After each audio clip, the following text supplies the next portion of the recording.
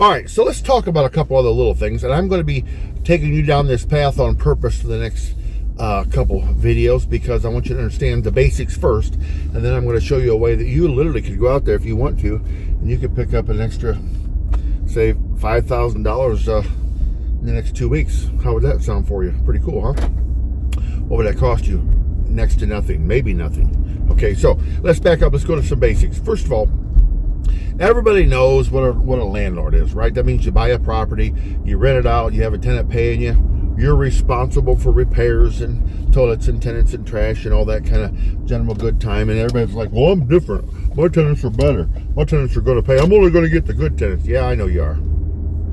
But if you stick with it long enough, here's what we know will happen. Sooner or later, they're going to trash a house. Sooner or later, they're going to move. Sooner or later, you're going to have them sign a lease that says no pets. They're going to bring in 9 cats and 14 dogs. They're going to pee all over the place. And when they move out, they're going to say, well, just sue me. Keep my deposit. And you may sue them, and you may go to court, and you may win. Guess what happens? You get a judgment. But if they're not collectible, if they go from job to job to job, from house to house to house, you're going to get nothing. Now, if you're bound determined that you want to be a landlord, I'm going to tell you what, there's a better way. Here's what that is. Now, there's a better way than this yet, too. But one of the things that we recommend is do a lease with an option to buy. First of all, with a lease option, you get a better quality tenant, a better class of tenant. And class is not based on gender or how tall or your race. Who cares? What I mean by a better class of tenant, you'll get people who hopefully, they're planning on buying the house, right? They want to own the house. So here's what they know. If they're going to end up owning the house, they don't want their kids to knock holes in the walls. They'll beat them on their tail. They'll make their kids take their shoes off at the door. I'm not saying it's a guarantee, but they don't want to have 14 cats up peeing all over the place. You know what I'm talking about, right?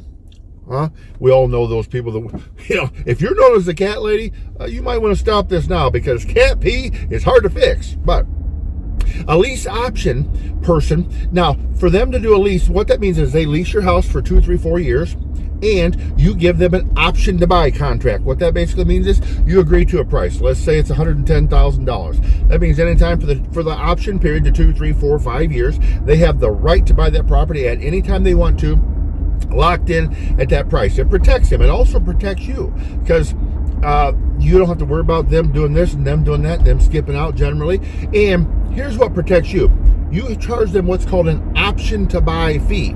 Now that may, usually now I'm in Ohio, so I'm talking Ohio numbers, but usually in Ohio, it's $5,000, $6,000, $7,000 down, right? Now, when you're doing owner finance, you generally shoot for 8 to 10%, a little bit higher. But with a lease option, they will give you $5,000 to $6,000 to $7,000 down tomorrow. So if we did an option agreement, I literally could go spit out the forms. I got software to do it. I could close that deal today. I could close it tomorrow. I could collect your non-refundable option fee, and congratulations, you now are in control of the property. That means you can paint the kitchen, you can do whatever you want, other than damage it and tear it up. Now that's pretty cool, right? They're going to take better care of it, and if they've got a little bit of skin in the game, $5,000, $6,000, $7,000, they're less likely to do damage. But if they do damage the house, here's some more good news. If they skip out, guess what? You still hold their non-refundable option fee. You still hold their $5,000, $6,000. Meaning, if instead of just having a deposit, if they do damage, if you've got $5,000 of their money, perhaps you can afford to have the kitchen painted or replace the carpet in the living room, or that type of thing. So I just wanted to give you the basic differences between a lease option. What percentage of them probably follow through? I don't know. Maybe a third. Maybe 25%. I don't know. Just depends. But they think they will. Now, we always encourage them to follow through. We want them to follow through. And here's the other thing we do. If the house is worth $100,000, we're going to give them the option to buy it for $1,099. If they exercise their option, do they get credit for their non-refundable option fee? Yes, they do. We never want to cheat people.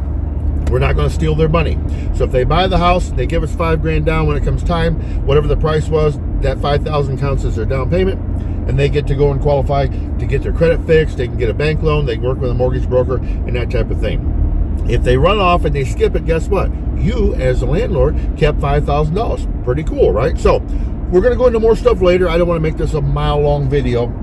But the bottom line is, doing a lease with an option to buy is almost always better than just being a straight landlord. The other thing it does is it also protects them a little bit too. Let's say the market's in free fall and something happens in their life where the property values go down, or they don't want to buy it, or they got a divorce. The good news is they have the right to walk away if they want to. So hey, this is Mike, and I'll see you on the next one because I'm at my location. Ha ha.